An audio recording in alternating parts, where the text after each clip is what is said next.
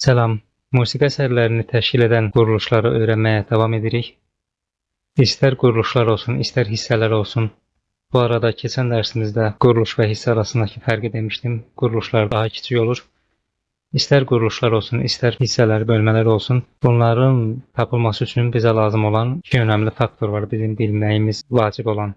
Onlardan biri sezura idi, hansı ki biz keçən dərsimizdə ona baxdıq. Həm bu dərsimizdə, həm bundan sonraki demək olar ki, kursun sonuna qədər bütün formalar üçün bu keçərlidir. Yəni sezuralara biz hissə, forma nə olursa olsun, janr nə olursa olsun, mütləq bu sezura qavramından istifadə edəcəyik. Yəni bölünməsiz hissə olmaz, bölünməsiz quruluş olmaz. Mütləq şəkildə o bölünmələr, həmçinin birləşmələr sezuralarla bəlli olur. İkinci önəmli qavram kadansdır, kadensiya. Biz cümlələri, periodları, bəzən də frazaları kadensiya ilə tapacağıq. Yəni kadensiya bizə kömək eləyəcək. Kadensiya nədir? Kadans və yaxud kadensiya musiqi quruluşunu bitirən və musiqi fikrinin yaxud onun sərbəst hissəsinin, məsələn, cümləsinin, periodunun və yaxud bəzən frazasının, ibarəsinin, bu dərsimizdə bunları izah edəcəm. Bir də deyim, musiqi quruluşunu bitirən və musiqi fikrinin ifadəsini tamamlayan harmonik dövrlərdir. Kadensiyalar və yaxud kadanslar. Çox uzatmadan qısa şəkildə mən sizə izah edeyim. Hərsənd ki, bu harmoniya dərsinin mövzusudur. Həmçinin kadensiyaya başlamamışdan əvvəl mən bilmirəm məni kim dinləyir hal-hazırda. Musiqi bilgisi necədir, musiqi nəzəriyyəsində məlumatı nə qədər var. Ən azından heç olmasa bu tonika dominanta, subdominant haqqında məlumat verim. Bilirsiniz, ümumiyyətlə musiqi əsərlərinin təhlili zamanı sadəcə forma yetərli deyil. Təhlil edərkən əslində nəzəriyyəni bilmək lazımdır, harmoniyanı bilmək daha yaxşı olar. Həmçinin musiqi ədəbiyyatından anlayış nə qədər çox olsa, bir o qədər rahatlıq olur formanı təhlil edəndə. O cərəyanların xüsusiyyəti filan. Və təbii ki, mən bunların hamısını tək bir kursda cəmləşdirə bilmərəm, bilərəm, çox qarışıq olar. Ayrı-ayrı şəkildə mən harmoniya kursu, nəzəriyyə kursu və s. düşünürəm, planlaşdırmışam. Sağlıq olsun, nəsib olar inşallah. Bu kursumuzun əsas mövzusu formadır. Musiqi əsərlərinin formasının təhlili. Bunu niyə deyirəm? İndi yeri gəldikcə mən məsələn sekvensiyalar görəcəyik. Onu deyəcəm. Sekvensiya budur, nə deməkdir? Biraz səthi şəkildə. Və yaxud modulyasiyalar ola bilər, rastlaşarıq, transpozisiya ola bilər. Bax, keçən dərslərimizdə ritmdən danışdıq, amma mən senkopalara çox şey eləmədim, açıq sizə tək-tək nümunələrlə filan göstərmədim. Vurğunun yer dəyişməsidir senkopa. Demək istəyirəm ki, nəzəriyyə dərsləri ayrıdır, onu ayrıca bilirsiniz, siz də musiqi məktəbində oxumusunuz. Oxumayanlar varsa da, bunu amatör şəkildə öyrənmək istəyənlər əgər məni dinləyirsə, məlumat verim ki, nəzəriyyə, elementar nəzəriyyə ayrı, fən olur, harmoniya ayrıdır, musiqi ədəbiyyatı ayrıdır. Çox uzunçuluq ola bilər, mən sizi yormaq istəmirəm, xüsusilə nəzəriyyə ilə yormaq istəmirəm. Bu dərsini istəyirəm praktiki şəkildə olsun, yəni siz ən qısa şəkildə, ən tez, ən sadə şəkildə musiqi əsərinə baxanda onu necə formasını təhlil edə bilərsiniz. Təbii ki, sadəcə forma ilə də kifayətlənmirik. Ara sıra dediyim kimi nəzəri məlumatlar da verəcəm. Onlardan biri də elə budur. Tonika, dominanta, subdominanta. Bunlar funksional səslərdir. Musiqi əsərlərinin çox böyük əksəriyyəti notlu musiqi əsərlərinin, şərq musiqisi xaric, Avropa musiqisi belə deyim, atonal musiqiyə qədər, dodekafoniyaya qədər, 20-ci əsr belə deyim, 20-ci əsrə qədər, o vaxta qədər ki, musiqi nömrələrinin demək olar ki, hamısı diatonik sistem üzərində yazılıb. İndi diatonik sistem nədir? Onu nəzəriyyə fənnində, nəzəriyyə kursunda mən izah edəcəm. Udemy'dəki türkcə olan kursumda ətraflı məlumat vermişəm. Ümumiyyətlə, nəzəriyyə dərsləri orada var türkcə. Bu haqqında da məlumat vermişdim, xatırladıram sizə. Terminləri də tərcümə eləmişəm. Bəziləri lazım olanları Azərbaycan dili ilə, Azərbaycan türkcəsi ilə Türkiyə türkcəsi arasında. Diatonik sistemdə istifadə olunan harmoniya funksional harmoniyadır. Başqa harmoniya növü də var, məsələn, modal harmoniya. Orada funksional səslər o qədər də əhəmiyyətli deyil. Bunlar daha çox major, minor üçün nəzərdə tutulub bu harmoniya, funksional harmoniya. Niyə funksional deyirlər? Burada 3 dənə əsas səs var, funksiya. Tonika, dominanta və subdominanta. Biri var funksional səslər, biri də var sabit səslər. 1, 3, 5, bax burada do major görürsünüz və lə minor. 1-ci, 3-cü, 5-ci səslər bunlar sabit səslərdir. Amma 1, 4, 5 bunlar funksional səslərdir. Bura qədər aydındırmı? Bunu böyük ehtimalla bir qisminiz bilirsiniz, amma yenə də bilməyənlər bəlkə ola bilər. Mən yenə də məlumat verim. Ümumiyyətlə, baxaq, dominanta nə deməkdir? Tonika bilirsiniz, ən baş səsdir, əsas səsdir, kök səs. Bütün səslər buna tabedir. Deyək ki, bir qurum var, qurum, idarə, yaxud təşkilat. Bax, bu onun direktorudur, rəisidir. Dominanta üstün deməkdir, üstün, basqın. Bu səsin funksiyası qamma içində köməkçi tonika funksiyasını yerinə yetirir. Yəni tonika olmayanda elə bil ki, direktor gedib məzuniyyətə, onun əvəzinə onun müavini var. Dominanta. Bu biri də subdominantadır. S şəklinə baxmayın. Subdominanta, alt dominantadır. Niyə alt dominanta deyirlər? Baxın, bu do majorda götürmüşəm. Do'dan 5 pillə yuxarı gedəndə gəlirik dominantaya. 5 pillə də aşağı düşəndə yenə dominantadır. Buna alt dominanta, subdominanta deyilir. Bəzi kitablarda hətta bizə də belə öyrətmişlər ki, 4-cü pərdə dominantanın altında, yəni bir pillə aşağısında olduğuna görə buna subdominanta deyirlər. Amma bu yanlışdır. Bu subdominanta dediyimiz normal dominantadır. Sadəcə aşağıda yerləşir. Tonikadan 5 pillə yuxarıda. Xalis kvinta, daha doğrusu belə deyim. Xalis kvinta yuxarıda. Bu dominantadır. Bizim normal bildiyimiz dominanta. Xalis kvinta aşağıdakı da bu da dominantadır. Buna sadəcə alt dominanta, yəni subdominanta deyirlər. Belə, yəni bunun ikisi də dominantadır. Daha çox üstdəki dominanta işlənir. Həm tonikadan daha zilli, biraz daha güclüdür, daha basqındır. Musiqidə də qayda var. Səslər aşağıdan yuxarı doğru. Yəni bu daha yüksəkdədir. Bu aşağıdadır. Biz indi baxacağıq. Məsələn, harmoniyada da plaqal kadanslar daha yumşaq səslənir. Avtentik kadanslar var, bir də plaqal kadanslar var. Bu plaqal kadanslar subdominanta əsaslıdır. Göstərəcəm tək-tək. Bunlar biraz daha yumşaq səslənir. Çox vaxt dominant işlənir. Dominant əsaslı kadanslar. Bu belə. İndi keçək kadansların növlərinə. Kadansların bayaq dediyim kimi, bax, 2 dənə termini artıq işlətmişəm. 3 əsas növü var. Birincisi plaqal kadans. Plaqal nə deməkdir? Tonikadan əvvəl subdominant akord gəlir ya da subdominant qrupu akord. İndi burada 3 səslini işarələmişəm. İstəyirsiniz 4 səsli, 5, 6 səsli filan akord olsun, önəmli deyil. Subdominant qrupu akordlar gəlir tonikadan əvvəl. Buna plaqal kadans deyirlər. Avtentik kadanslarda isə tonikadan əvvəl dominanta gəlir. Dominant qrup akordlar gəlir. Bir də var tam kadans. Burada necə olur? Təlimlərdə birinci avtentik göstərilir əslində, sonra plaqal göstərilir. Mən bu tama uyğun gəlsin deyə birinci subdominantdan, yəni plaqaldan başladım, sonra avtentiki göstərdim. Hansı ki tam kadansda da birinci subdominant olur, sonra dominant olur, sonra tonika olur. Yəni bütün funksiyalar hamısı işlənir. Subdominant, dominant və tonika. Bir daha deyirəm, plaqalda subdominant qruplar gəlir tonikadan əvvəl. Avtentikdə tonikadan əvvəl dominant qruplar gəlir, dominant akord. Tamda isə hər ikisi. Əvvəl subdominant, bu mütləq şərtdir. Sonra dominant, sonra tonika. Subdominantadan sonra tonika gələr. Amma dominantadan sonra əsla subdominanta gəlməz. Bir istisna var. Dominantadan sonra, əvvəl önəmli deyil. Əgər dominantadan sonra bir önəmli bir sezura varsa, bu kommada ola bilər, elə tikdə ola bilər, sezurada ola bilər. Yəni bir nəfəs var, duraqlama var, bir boşluq var. Bu halda dominantadan sonra yeni fikir kimi subdominanta gələ bilər. Onun nümunəsini göstərəcəm sizə. Bir daha deyirəm, əgər dominantadan sonra bir duracaq varsa, bir dayanacaq varsa, bir gözləmə varsa, ondan sonra subdominanta gələ bilər. Yoxsa ard-arda dominantadan sonra subdominanta gəlməz. İstisnalar həmişə olur. Məsələn, Haydnın sonatalarında var dominantadan sonra subdominantanın gəlməsi. İngilis sonatalarında. O da nədən qaynaqlanır? Elə sonatanın adından bəllidir. İngilis sonatası. İngilis musiqisində, o Britaniya adasındakı toplumların folklorunda, musiqisində bu xüsusiyyət var. Hansı ki, o dominantadan sonra subdominanta gəlir. Yəni onların musiqisinə xarakterik bir şeydir. Bu bir istisnadır. Ona görə Haydn dominantadan sonra subdominanta verib. Nəsib olarsa, rastımıza çıxarsa, mən o sonatalarda həmin yerləri sizə daha sonra göstərərəm. Əslində onu harmoniya dərsində düşünürəm, o nümunəni göstərim. Nümunələrə baxaq istəyir. Bir də kadensiyanın başqa növləri də var. Mükəmməl kadensiya, bir də qeyri-mükəmməl kadensiya. Demək, mükəmməl kadensiyanın xüsusiyyəti nədir? Mükəmməl kadensiyalar tonika ilə bitir və bu tonika xanənin qüvvətli payında bitir. Bir daha deyirəm, mütləq tonika ilə bitir və tonika qüvvətli payda bitir. Həmçinin tonikanın səsi, biz burada tonika 3 səslini görürük. Do, mi, sol, do təkrarlanıb 3 səsli əslində. Do, mi, soldur, düzdürmü? Kökümüz nədir? Tonikamız. Bu do majorda olan bir nümunədir. Do majordadırsa kökümüz, yəni tonikamız dodur. Baxın, do həm aşağıdadır, basda, həm də melodik haldadır, yuxarıdadır. və xanənin birinci payındadır, qüvvətli payındadır. Demək ki, bu mükəmməldir, mükəmməl kadansdır. Bir şərtimiz də var. Tonikadan əvvəl hansı funksiya gəlirsə, dominanta ola bilər və yaxud subdominanta ola bilər.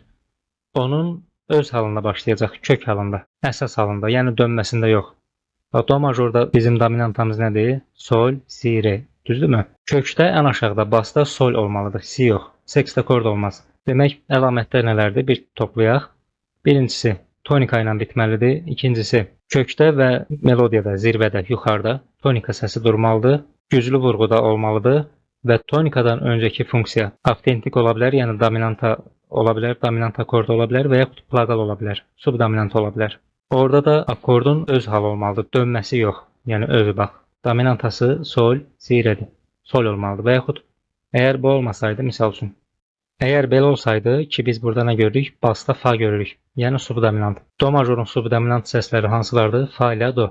Kökdə bas varsa, deməli bu akordun dönməsi deyil, özülü, əsas halıdır. Bu da olar. Ya plaqal ola bilər fa ilə, do major üçün nəzərdə tuturam, bütün tonallarda yox. Ya da dominant ola bilər, sol ilə başlayacaq. Bax, belə olanda buna deyirlər mükəmməl kadensiya, mükəmməl kadans.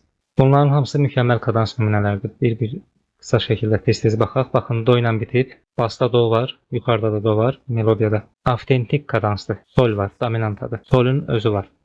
Burada da həmçinin baxın, sol, sol, dominantdır, avtentik kadansdır və mükəmməl kadans. Çünki dolar yuxarıda və aşağıdadır. Basda da, melodiyada da do var. Tonikamız. Burada da subdominantamız var. Subdominanta üçün şərt deyil, yuxarıda fa olsun, aşağıda fa varsa yuxarıda da fa olsun. Həmçinin bu, məsələn, dominantada burada sol var, yuxarıda sol olmağı şərt deyil. Kökdə sol olmaq lazımdır bizə, yəni akordun öz halıdır, dönmə deyil. Dönmə olmasın. Bu yuxarıdakı melodiyada nə durur, hansı səs durur? İstər tersiyası durar, kvintası durar, bu önəmli deyil. Amma tonikada önəmlidir. Mükəmməl kadans olması üçün, məsələn, bu do, mi, soldur da bizim tonika üç səslimiz. Solda dursaydı, solda, bu zaman mükəmməl kadans sayılmırdı. Bura baxırıq, burada da plaqal kadans var. Fa basdadır, demək ki, akordun özüdür, dönməsi deyil. Subdominant. Və bu da bizim tonikamız. Tonikamız yuxarıda və ən aşağıda. Ən yuxarıda, ən aşağıda. Belə. Melodiyalarda da baxacağıq. Əgər do ilə bitirsə, qüvvətli payda və ondan əvvəlki akorda baxacağıq. Ondan əvvəlki akord dönmə deyilsə, dönmə halında. Demək ki, bu mükəmməl kadansdır. Nümunələri göstərəcəm sizə. Mükəmməl kadensiyanın bir dənə də xüsusiyyəti var. Ona bəzən qeyri-mükəmməllərdə də rast gəlmək olur. Amma mükəmməl kadensiya üçün əsas şərtlərdən biridir. O da nədir? Təbii olaraq bu əmələ gəlir. Çünki subdominant və yaxud dominant. Onlar ki, öz halında olur, dönmədə olmur və tonika həmçinin öz halında olduğuna görə bunların arasında bir kvarta, kvinta interval əmələ gəlir. Bax, dominanta ilə tonika arasında avtomatik, yəni istər-istəməz bir kvinta aralığı durur, xalis kvinta. Burada məsələn baxın, fa, do, bu da xalis kvartadır. Bu məcburdur, yəni mükəmməl kadensiya üçün. Təbii olaraq əmələ gəlir. Amma qeyri-mükəmməl kadensiyalarda məcbur deyil. Burada görürsünüz, heç yoxdur, sekunda var. Burada kvarta var, burada kvinta var, tamam, amma olmaya da bilər. Qeyri-mükəmməl kadensiyada da tamamlayıcı tonika xanənin zəif payında olur. Həmçinin ya melodiyada tersiya olur, ya da kvinta olur. Do, mi, solda prima do'dur, tersiya mi'dir, kvinta soldur. Baxın, do, mi, solu göstərin, do primadır. İkinci səs, üçüncü səs. Kvinta soldur. Bütün akordlarda elədir. Birinci ən aşağıdakı səs prima olur, sonraki tersiya olur, sonraki kvinta olur.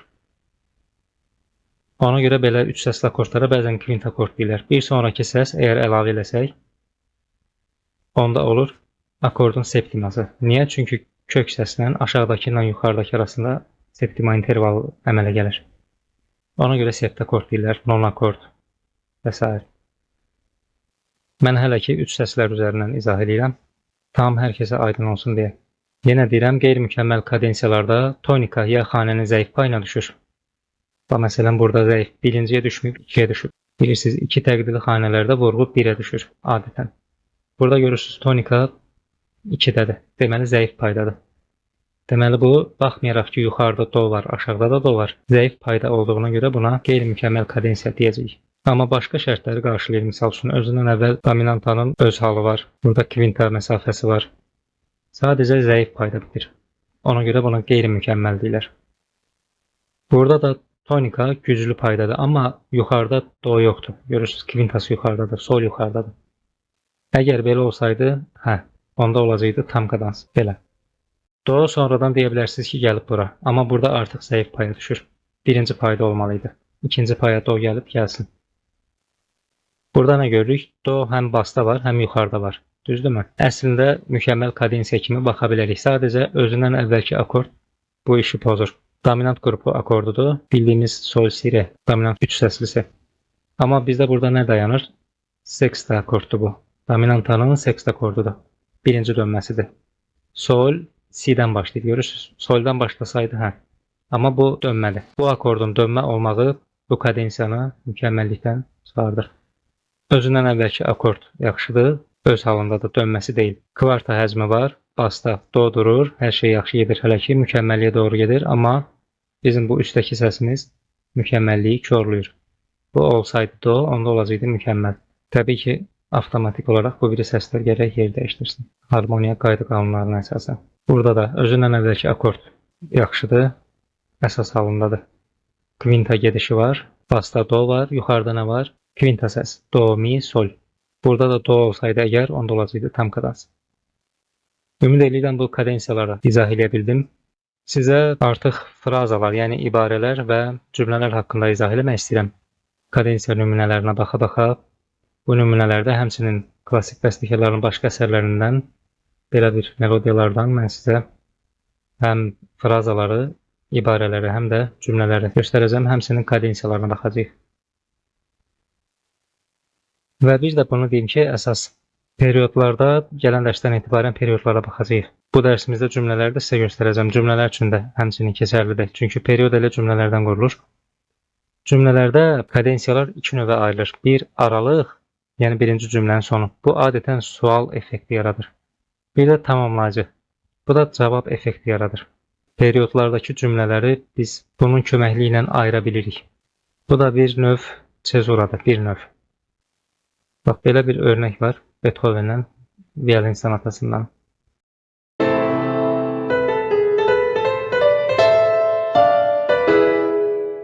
Burada dominantada dayandı. Lə minordadır. Lə minoru bilirsiniz. Mi, sol diyez, si. Təmiz dominanta 3 səslisidir. Bir növ sual verir. Yarımçıq var bu. Burada fikir bitmir tam olaraq. Bir də qulaq asaq.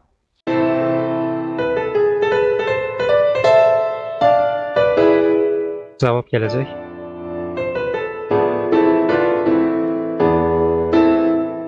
Bax, burada tamamlanır. Baxaq görək buranın kadensiyası necədir. Dominanta, dominant septakorddur.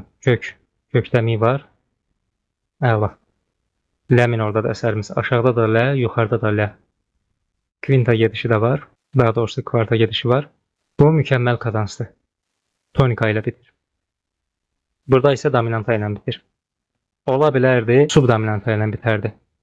Bəzi nümunələr var, onları göstərəcəm sizə. Hansı ki, birinci cümlə subdominantada bitir. Onda olur plaqal. Hal-hazırda burada bir avtentik kadans var. Başdan sona bir dəfə qulaq asaq.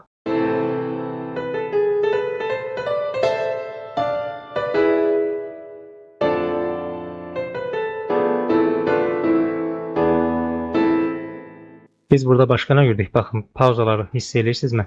Həm dominanta yarımçıq bir effekt yaradır, həm də pauza bir nəfəs verir. Deməli, bu nədir? Sezuradır. Biz burada sezuranı görürük. Pauzalarla verilib. Bir də diqqətinizi bir şeyə çəkim. Re, fa, la. Görürəm. Baxın, re, fa, la, la minorda subdominant akordlarıdır. Biz nə demişdik? Dominantadan sonra subdominant əslində gələ bilməz, olmaz. Amma burada geniş bir boşluq var. Bir nəfəs var. Ona görə o nəfəsdən sonra subdominantanın gəlməyi olar. Belə göstərmişdim sizə. Dominanta, sonra boşluq, sezura. Ondan sonra subdominanta mümkündür. Amma birbaşa olmaz. Bu arada cümlə nədir? Məsələn, bax, burada gördünüz, bir yarımçıq bir fikir gəldi. Ondan sonra tamamlandı. 2 dənə bir quruluş. Bunlara cümlə deyirlər. Cümlələr nələrdən qurulur? Frazalardan qurulur. Məsələn, biz bura qədər bir fraza deyə bilərik. Buradan sonrakında bir fraza kimi baxa bilərik. Həmçinin buradan bura qədər bir fraza. Bunu məsələn mən faktura ilə ölçə bilərəm. Burada görürsünüz kiçik notlar var. Baxmayaraq ki, böyük notdan başlayıb kiçik notlarla gedir. Sonra böyük notla davam edir. Birdən-birə böyük not gəlir. Burada bir frazayı bölmək olar bunu. Həmçinin burada da 8'lik, 8'lik, 16'lıq falan. Sonra böyük 2 dənə çərək. Bu da 2 fraza. Frazalar cümlələri təşkil edən, necə ki submotivlər motivlərə əmələ gətirirdi, frazalar da cümlələrə əmələ gətirir. Bəzən bir cümlədə olur 2 fraza, 5 fraza. Bəzən cümlə o qədər qısa olur ki, frazalara bölmək çətin olur. Bəzən də ümumiyyətlə olmur. Baxacağıq nümunələrdə fərqli cümlələr, frazalar görəcəyik. Nə demişdik? Demişdik ki, tonika ən əsas səsdir. Nə olursa olsun, əsərdə harda dayanırsa dayansın, mütləq şəkildə ən sonda bu tonikaya gəlir, çatır. Əsər. Tamlıq yaranmalıdır mütləq. Yenə deyirəm, həmişə istisnalar var. Bəzi istisnalar olur, çatmır tonikada, dominantada bitir. Olur elə. Amma onlar istisnalardır. Əsas qaidəmiz, əsas biz prinsipləri öyrənməliyik ki, normal əsas qayda qanunları bilək, istisnaları da onda özümüz tapacağıq, görəcəyik. Burada 2 cümlə var. Bir dənə qulaq asaq.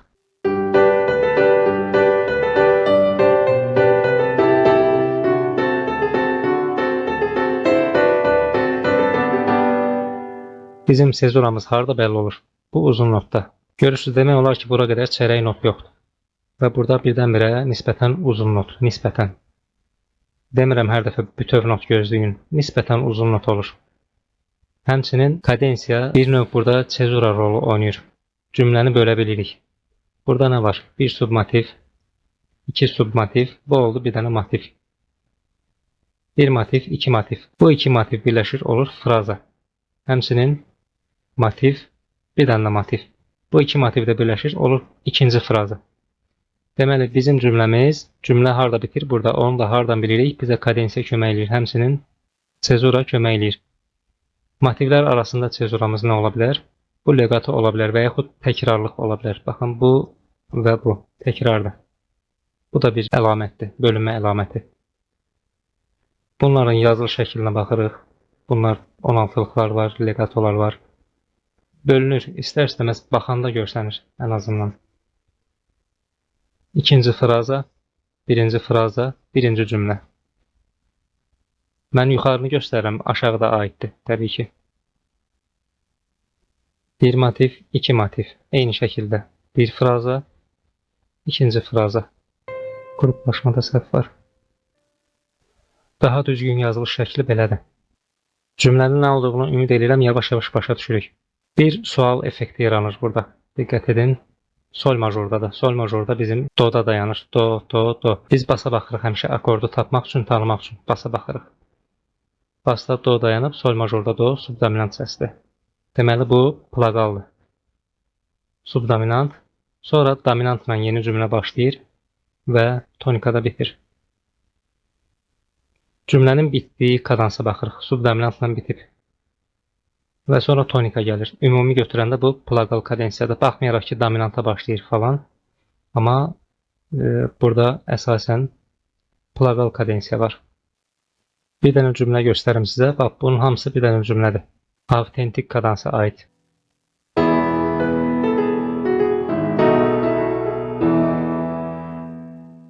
Melodiyası tanış gəlir. Bizim musiqidir. Qalanın dibində xalq mahnısı.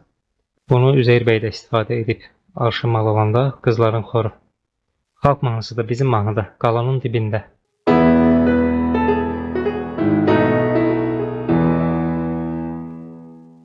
Mi majordadır. Tonikadan əvvəl kim var? Tonikanı bilirik. Tonika o tamlıq hissi onsuz da verir. Mi, mi, mi. Baxın, mükəmməl kadans. Əvvəlinə bir dənə baxaq, dəqiq olsun. Mi majorda dominanta si'dən başlayır, dominant səs. Bəli, bu mükəmməl kadansdır. Mükəmməl avtentik kadans. Bu isə plaqal kadansdır. Dargamışskidən.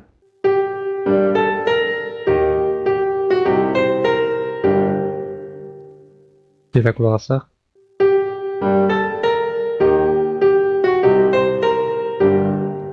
Bəli, sol minorda.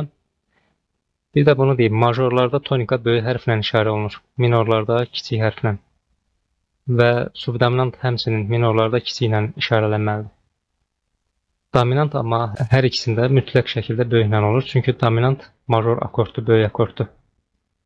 Çünki daha keçib bunu da deyim. Bu do majordur, düzdürmü? Do majorda dominant 3 səslisi qururam.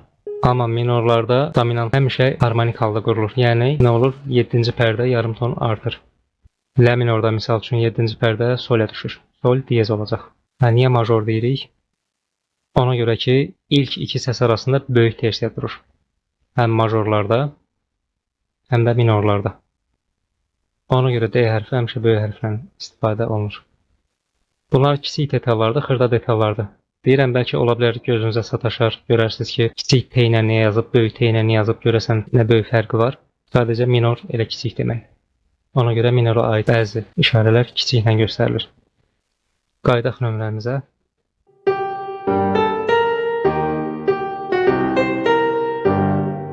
Buranı iki frazaya bölmək olar. Bu bir, bu da iki. Bunun özü bir cümlədir. Bir cümlədir. Və plaqal kadans görürük, sol minordadır. Baxaq görək, sol yuxarıda və sol aşağıda. 4/2 ölçüdədir burada. Düzdür, əvvəldə göstərilmir, amma 4/2-dir. Zəif vurğuya düşür tonika. Ona görə buna heç bu tərəfə baxmağa ehtiyac qalmır. Qeyri-mükəmməl kadansdır. Sadəcə bir baxırıq görək, plaqaldır yoxsa avtentik. Sol minorda do, subdominant. Bu subdominant akorddur, plaqal kadans var burada. Sizə bir dənə də tam kadans növü göstərim. Glinkadan.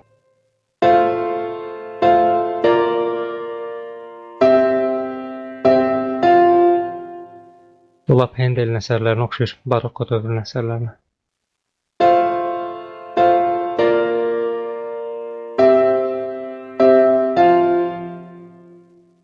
Fa majordadır. Subdominant, dominant doya düşür, bəli. Tonikada fa. Yuxarıda fa, aşağıda fa. Özündən əvvəlki də dominantın əsas halında. Bu mükəmməl tam kadansdır. Həm mükəmməldir, həm də tam kadansdır. Tonikadan əvvəl həm dominanta var, ondan da əvvəl subdominanta var. Yaxşı bir nümunədir. Bu üç dənə funksiya ki var, tonika, subdominanta və dominanta. Bu tam sabit funksiyadır. Bir daha deyirəm, sabit səs olmağına qalsa, dominanta da sabit səsdir. Amma funksiyalardan tonikamız tam sabitdir. Dominanta, subdominanta isə qeyri-sabitdir. Mütləq şəkildə ona görə ki, tonikaya gəlməlidir. Ən sabit, ən durğun, yerində qalan bu tonikadır. Daş qaldığı yerdə ağır olar deyiblər. Bu tonikamız bizim mərkəzimizdir. Subdominanta və dominanta bunlar da qeyri-sabit funksiyalardır. Üçü də funksiyadır, amma bunlar qeyri-sabitdir. Az öncə sizə demişdim, bəzən cümlələr olur ki, tonikada bitmir. Ya qeyri-sabit funksiya olaraq subdominanta da bitir, ya da dominanta da bitir. Olur belə hallar. İndi sizə bir nümunə göstərim. Baxın, tonikadan sonra subdominanta gəlib. Şəhrizaddandır bu. Şəhzadə nəyə yazılıb?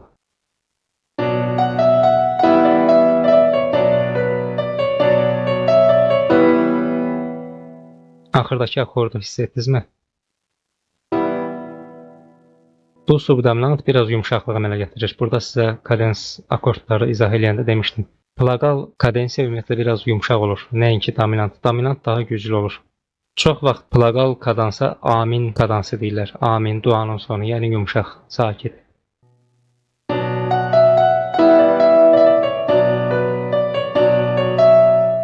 Buradakı submotiv bu akordla bir yerdə intonasiya əmələ gətirir. Və baxırıq, bura qədər bir frazadır. Buradan sonrası ikinci frazadır. Və birləşir, bir cümlə əmələ gətirir. Bu cümlələr də birləşib periodlar əmələ gətirəcək. Ona gələndə baxacağıq. Periodun növləri, hətta cümlələrin növləri olur. Genişlənmiş olur, əlavəli olur, əks edilmiş olur, reprizalı olur və s. Modulyasiyalı olur. Bir də görürsünüz, cümlə başlayır, bir tonalda bitir, başqa tonalda, yəni. Onların hamısını göstərəcəm. Sadəcə bu dərsimizdə frazaları bölmək, bir də cümlələrə bölmək, belə şeyləri gözümüzə öyrəşsin. Bir də kadensiyalar, sezuralarda. Baxın, burada sezura nədir? Legato bizə kömək eləyir frazaları bölməyə. Və cümlənin sonunda da pauza görürük. Bu da bir sezuradır. Bu nümunədə nə var? Buradan bizə baxır. Baxaq, biz də ona baxaq görək burada nə var. Burada bir tamamlanmış avtentik kadans var əslində. Yəni bitib, tamamlanıb. Amma ondan sonra bir də görünür bəstəkar doymur, bir də əlavə bir plaqal kadans verir. Belə hallar olur. Bunun tərsi də ola bilərdi. Ola bilərdi ki, plaqal kadansla bitərdi, tonikaya gələrdik, amma ondan sonra bir dənə də üstünə avtentik kadans verilərdi. Qulaq asaq görək burada nə var? Nədir bu?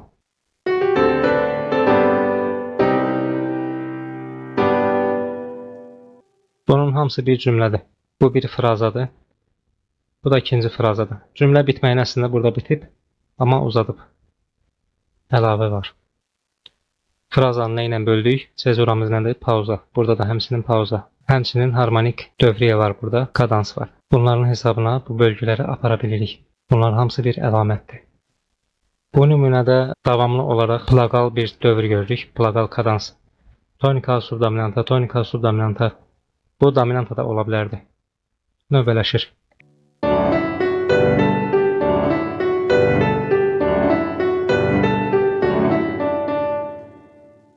Açıq aşkar. Bu bir fraza. Bu ikinci fraza onsuz da təkrarlanır. Üçüncü fraza. Dördüncü fraza. 4 frazadan ibarət bir cümlə var burada. Motiv, motiv, motiv, motiv. Bunu da hardan tapırıq? Təkrarlardan. Burada sezuramız bax. Görürsünüz, nə pauza yoxdur arada. Nə bir uzun not yoxdur. Legato yoxdur. Amma nə var? Təkrarlar var. Eyni şey təkrarlanır, eyni şey təkrarlanır və sonda bitir. Bu nümunəni istəyirəm aşağıdakı nümunə ilə müqayisə eləyək. Nəyə görə? Çünki burada görürsünüz, standart eynilik var. Eynidir. Yəni kvadrat quruluşludur. 2 xanə, 2 xanə, 2 xanə, 2 xanə. Burada kvadratlıq var. Aşağıdakı nümunəyə baxaq, burada fərqlidir. Burada demək olar ki, bu yarımçıqdan başlasaq, cümlə gəlir, burada bitir. Bu da yarımçıq, yəni toplam 4 xanə. Amma ikinci cümləmiz gəlir 1, 2, 3, 4, 5, təxminən 6 xanə. Bu yarımlarda saysaq 6 xanə. 4 xanə və 6 xanə. Yəni şərt deyil ki, cümlələr, mən bunu gələn dərsimizdə izah edəcəm sizə, periodlarda kvadrat quruluşlu olur, qeyri-kvadrat quruluşlu olur. İstəyirsiniz əvvəl bir qulaq asaq. Kəsirəm, üzr istəyirəm, çünki burada bir intonasiya var. Baxın, bu intonasiyadır. Hardan bilirik? Çünki bu ritmi ən azından nöqtəli 8-lik və 16-lıq çərək. Burada da görürük, burada da görürük, burada çox yerdə görürük. İntonasiya sayılır. Motivdir və intonasiyadır.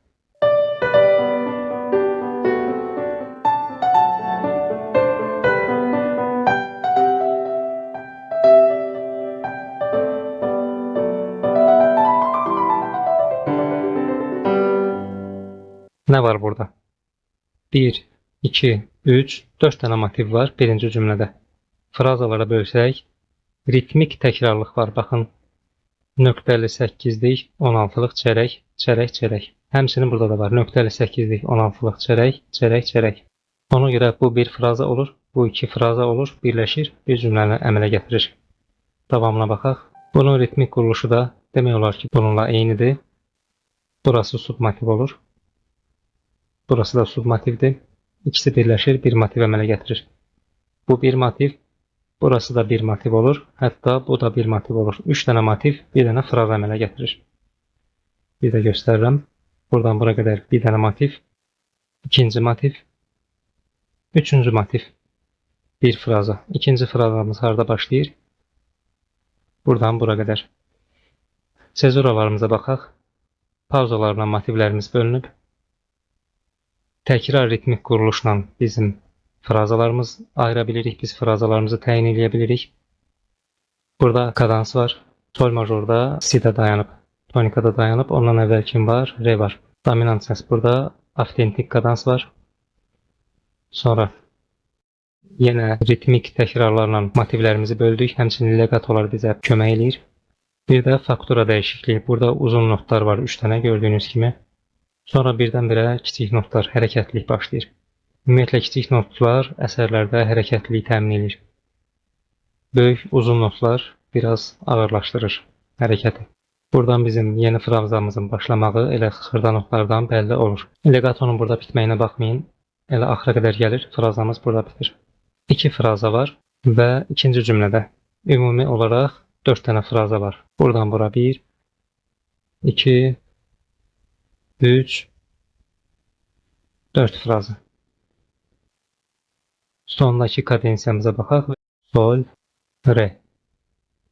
Siz bu doya baxmayın, bu üst səsdir. Aşağıdakı re, ən aşağı səsə baxırıq akordu tapanda.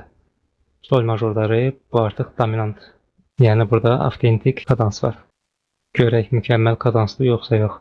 Re aşağıdadır, deməli bizim dominantamız öz halındadır və sol aşağıda, sol yuxarıda. Bu mükəmməl avtentik kadansdır. Tək səsli olaraq bəzi nümunələrə baxaq. Demək, bizə belə nümunələr verilib deyək ki, və biz burada cümlələri, kadansları filan tapmalıyıq. Necə taparıq? Burada artıq işarəmiz var, cezuramız, uzun bir not var. Bu bölgünü verir. Demək ki, bizim birinci cümləmiz burada bitir, ikinci cümləmiz budur. Si bemol görürük. Demək ki, və fa'da bitir. Demək ki, bu fa majordadır. Fa majorda olduğuna görə birinci cümləmizdə sol var, do, mi, sol, fa majorun dominantasıdır. Dominantada dayanır və sonra tonikada. Bu avtentikdir. Kadans. Baxırıq bura.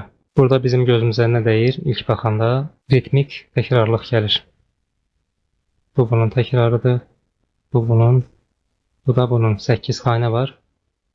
Həmişə bərabər bölünmür. Gözünüz 8 görən kimi həmişə 2 bərabər yarıya bölməyin. Əlamətlərə baxın. Bax, biz nə etdik? Əlamətlərə baxdıq. Ritmik quruluş və s. Burada bizim ilk əlamətimiz nə oldu? Məsələn, böyük not 8 xanədir. Biz də bunu bərabər böldük. Amma mən, məsələn, ilk bunu gördüm. Ona görə buna əsaslandım. Xanə sayıb bölmədim. Bu birinci cümləmiz, ikinci cümləmiz. İşarəmiz yoxdur və ləda bitir. Demək, böyük ehtimalla lə minordadır.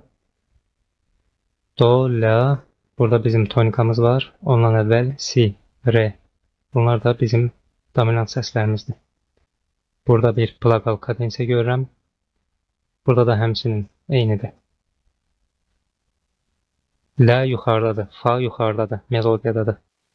Belə hallarda biz nə deyirik? Əgər aşağıda akord səslərimiz filan görsənmirsə, biz buna mükəmməl kadans kimi baxırıq. Bu nümunəyə baxaq. Burada da yenə ritmik, bizdə təkrarlar var. Çərək nöqtəli, daha doğrusu nöqtəli çərək, 8'lik çərək. Burada onu yenə görürük. Nöqtəli çərək, 8'lik çərək. Buradan bura qədər olur 1, buradan bura qədər olur 2. Burada baxın 1, 2, 3, 4 xanə bu çəkdi. 1, 2, 3, 4, 5, 6 xanə ikinci cümlə çəkdi. Cezuramızda nisbətən uzun notdur. Bura qədər diqqət edin, bu uzunluqda not yoxdur. Həmçinin sonda. Kanallığını təyin edək, 2 dənə işarə görürük. Biz birincidə açarda görməsək də işarəni bu nümunədə. Bizim si bemolumuz və fa'da bitiş bunun fa'da olduğunu, fa majorda olduğunu bizə göstərmişdir. Amma artıq burada işarəni görürük. Lə diyez. Bunları sizə evə vermək istəyirəm ev tapşırığı kimi. Ona görə qalsın, davamını göstərməyəcəm.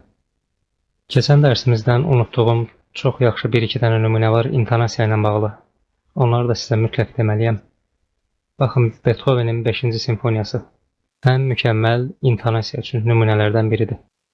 Qısa şəkildə biraz dinləyək.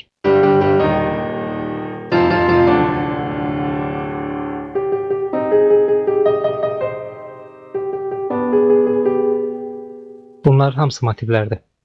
Görürsünüz, üçlü notlar və təbii ki, bitişlə bərabər, burayla bərabər, bu notla bərabər. Necə ki, burada var. Elə buradakını sizə göstərim. Bu motivdir, həmçinin intonasiyadır, əsərin intonasiyasıdır, intonasiya funksiyası daşıyır. Burada axtarsaq başqa motivlər də var, amma onlar intonasiya daşımır. Görürsünüz, demək olar ki, əsər bu 3 dənə notun üzərində qurulub, intonasiyasının üzərində daha doğrusu. Bir submotiv görürük, amma bu submotiv nə demişdik keçən dərsimizdə? İntonasiyaları adətən submotivlər verir, amma bəzən yetərli olmur, motivlər verir. Bunun özü motivdir və intonasiya ən gözəl intonasiya nümunələrindən biridir. Chopin'dən də göstərim. Matəm marşı, bunu da hamı eşidib. Mən sizə ümumiyyətlə məşhur əsərlərdən nümunə göstərirəm ki, daha rahat olsun sizə. Başlar başlamaz ilk motivimizdən. Bu bizim ilk motivimiz həm ritmik intonasiyanı verir, həm də elə melodiyanın, temanın intonasiyasını verir.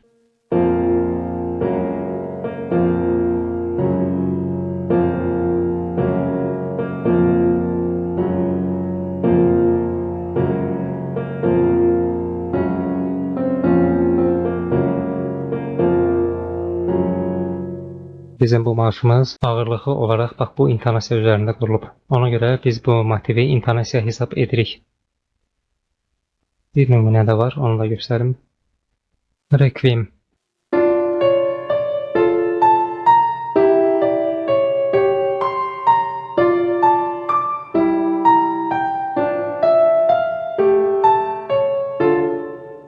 Bu sanki submotivdə elə deyilmi, amma elə deyil. Motivdir. Çox kiçik olsa da bu motivdir. Alt səslə birləşdirəndə əməlli başlı olur motiv. İlk motivdən biz nə əldə edirik? İntonasiya, əsərin intonasiyasıdır. Diqqət edin, baxın bu sol əldə də gedir. Demək olar ki, bütün əsər boyu gedir. Burada da var. Siz əsərə qulaq asarsınız özünüz. Sonra buralarda hər yerdə gedir. Keçir bu intonasiya. Baxın burada yuxarılarda yenə görürük. İstəyirsiniz qulaq asaq.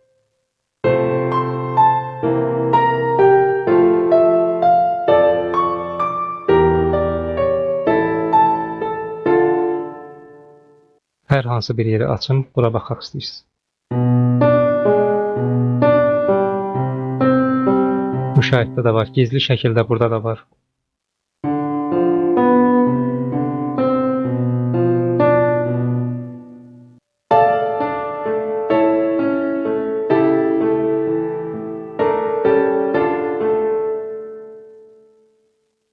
Əsər re minordadır.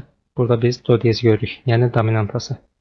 Burada avtentik bir kadans var, sonra tonikaya gəlir. Amma mükəmməl deyil, çünki yuxarıda re dayanmır. Əgər re dayansaydı olacaqdı mükəmməl. Çünki özündən əvvəlki akord dominant. Öz halındadır, dönmə deyil. Lə aşağıdadır, dominant səs, re minorda. Həmçinin xanənin güclü, qüvvətli vurğusundadır. Sadəcə işi pozan bir dənə bu üst səsin re olmamağıdır. Sezuralara baxsaq, pauzalarla bölünür motivlərimiz. Mövzuya baxsaq.